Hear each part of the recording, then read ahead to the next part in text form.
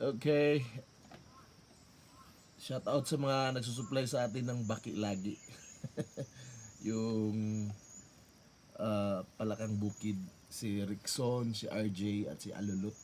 Of course, ang Kulubong. Shout out. Ito yung ating tanghalian for today. With view. So, kakainin na natin yan. Baka sabihin yung di natin kinakain. Ayan, naputol.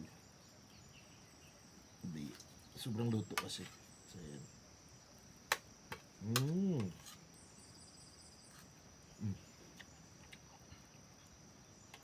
Ubod ng sarap.